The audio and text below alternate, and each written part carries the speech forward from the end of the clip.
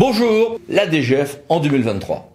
La DGF en 2023 a donné lieu à pas mal d'interrogations, de surprises, d'annonces gouvernementales qui ont été respectées mais qui ont donné lieu à des interrogations. J'ai voulu surtout ça, demander à un grand spécialiste, Luc Alain Derviche, son avis et son décryptage. Bonjour Luc Alain. Bonjour Eric. Alors, les fameux 320 millions d'euros de l'État en plus pour la DGF 2023 ont-ils vraiment changé les choses? Ils ont changé considérablement les résultats qui ont été publiés par la DGCL le 1er avril. Et ce n'était pas un poisson, parce qu'il faut bien reconnaître que la plupart des collectivités communales, notamment, ont lieu de s'en satisfaire.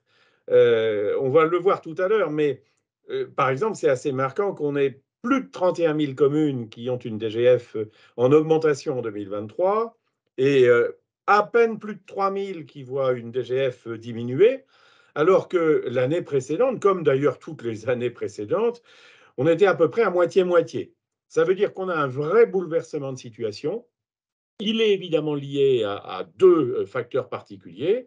Le premier facteur, ce sont ces fameux 320 millions qui ont servi d'alimentation pour la péréquation, et notamment la péréquation rurale.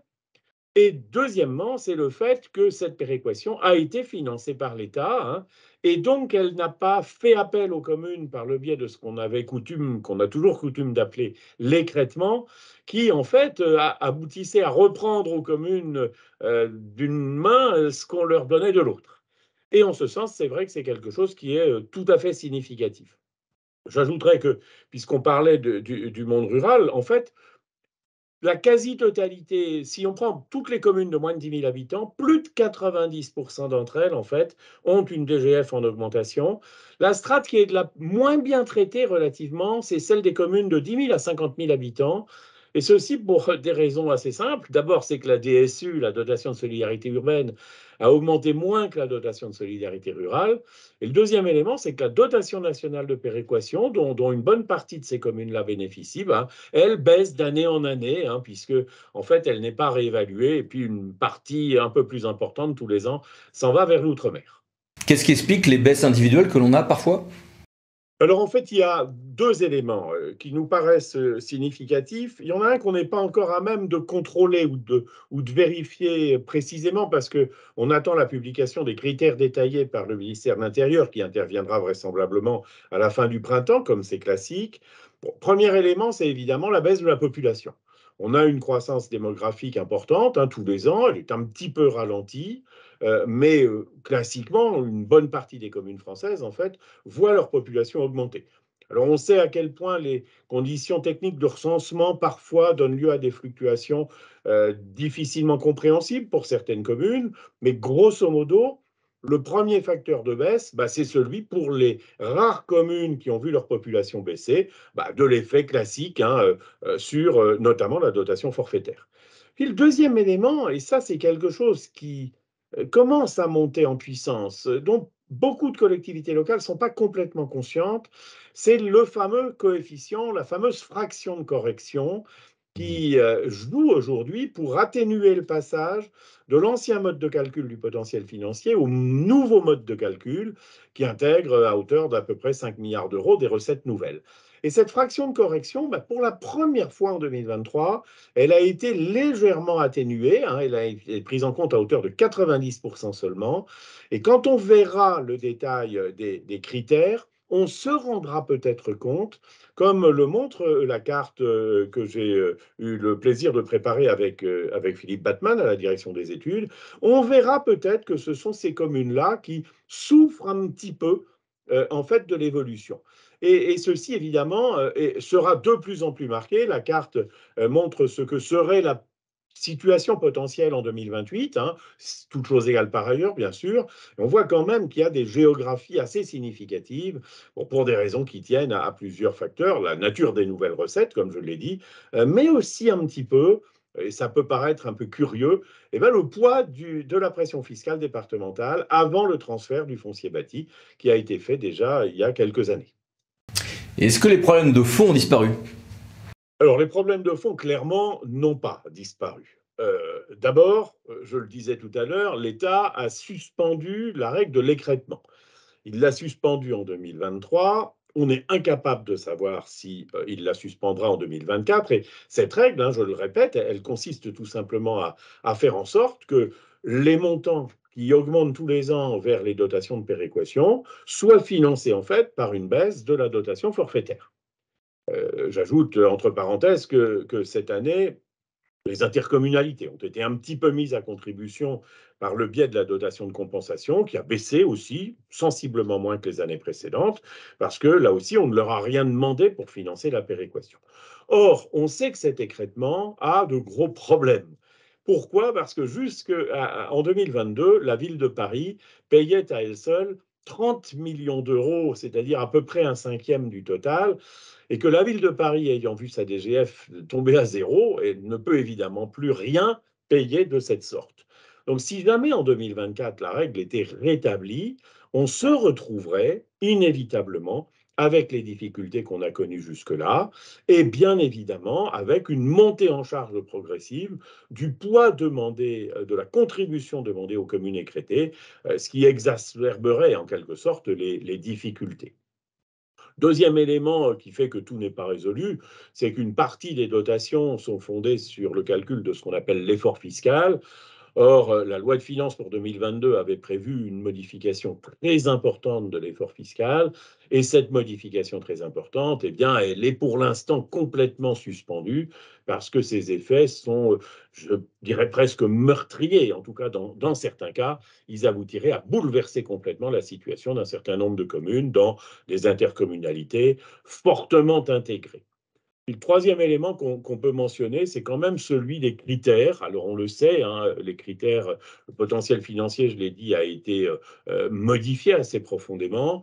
Mais parmi les critères qui concernent les communes rurales, il y a eu une tentative de la part du ministère de l'Intérieur, avec le concours du comité des finances locales, de substituer à la composante voirie, à l'indicateur du linéaire de voirie, un indicateur davantage de prise en compte de la spatialité. Hein, c'était un indicateur densité qui était un peu compliqué, et le Sénat n'en a absolument pas voulu, pour un certain nombre de raisons qui, en fait, pour partie, je pense, sont justifiées, et notamment le fait que la voirie dans les communes rurales, c'est quelque chose de très important, et que abandonner le concept même de la prise en compte des charges de voirie, ça peut être un facteur d'inquiétude un petit peu pour les communes rurales. Donc, il y a quand même pas mal de choses à revoir, enfin, en tout cas, à repenser.